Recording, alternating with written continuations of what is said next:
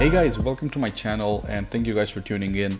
Today we're going to be doing a quick video and we're going to be discussing how you can get cinema quality videos with your iPhone or with your regular phone. It doesn't necessarily have to be an iPhone, but because I have an iPhone in hand right now, we're going to mainly focusing on this right now. A lot of the tips that I'll be discussing today will actually apply to other phones as well. So if you don't have an iPhone, don't worry about it. This will most likely also relate to you if you have an Android.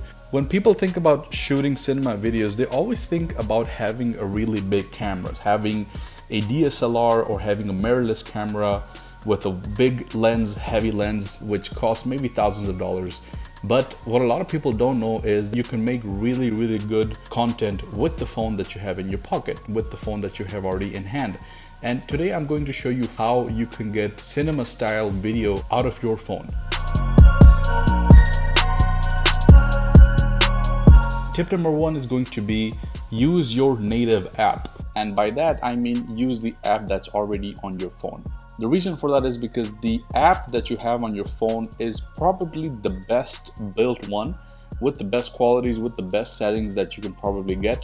There's a lot of third-party apps out there that you can get, but don't overcomplicate it. What you want to do is get the shot, get going, and start shooting. So we don't want to overcomplicate by investing into other applications. We want to keep it simple. We want to keep it inside the budget. So the whole purpose of this video is to actually show you how you can actually make really good videos without having to invest in a big camera that maybe will cost you at least $1,000 or maybe even more than that.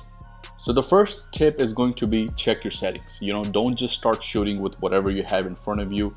You have these settings for a reason, and the reason is to make sure that you get the best out of the camera. Now, iPhones have a few settings. I'm going to go through those a little bit and I'm going to show you what they mean. The settings that I normally go with is 4K 24. First of all, 4K, I try to shoot with the highest resolution possible if the phone has it. This iPhone does, so I always go for 4K and then I try to shoot with 24 FPS.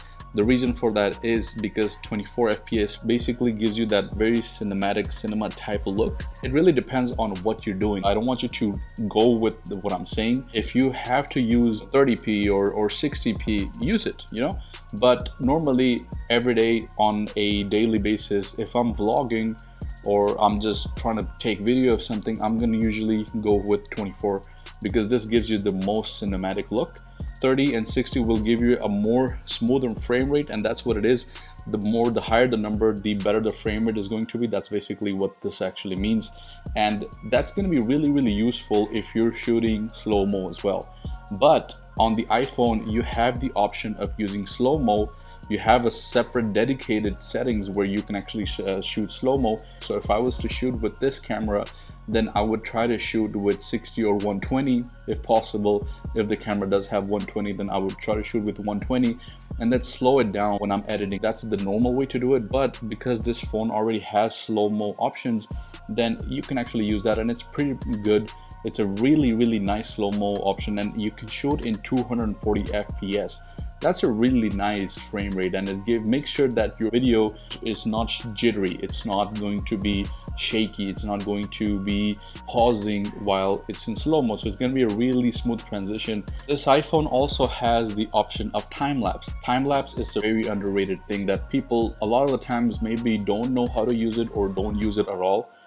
Time-lapse is basically where everything is sped up to at least 2 or 3 times. If you watch Casey Neistat, you'll see that what he does is he usually, in the beginning of a vlog, he starts with a hyperlapse or a time lapse, and then he starts his vlog. That kind of gives it a really nice, feeling. It gives a very nice story to it. So it's just an added feature. It's just going to make your footage way better, and you can be very creative with hyperlapse. So you can use it with a gimbal. You can use it while tilting your phone slowly. You can use it with a lot of different settings, and it will give you really amazing results. Now, tip number 2 is going to be use a little bit of movement when you're shooting video.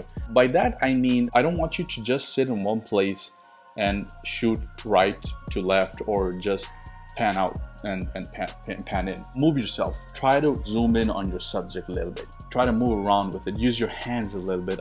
What I do is a lot of the times when I'm doing, especially if I'm doing slow-mo, what I do is I try to use my hands like this. So if I have the subject here what I'll do is I'll try to go like this, like really fast, but in slow-mo it looks really awesome. So let me see if I can give you an example of that right now.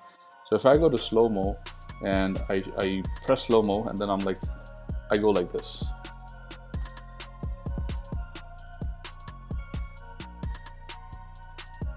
You see what I'm talking about? So use movement, use different angles. Don't just sit there on one side. If you can, try investing in a gimbal.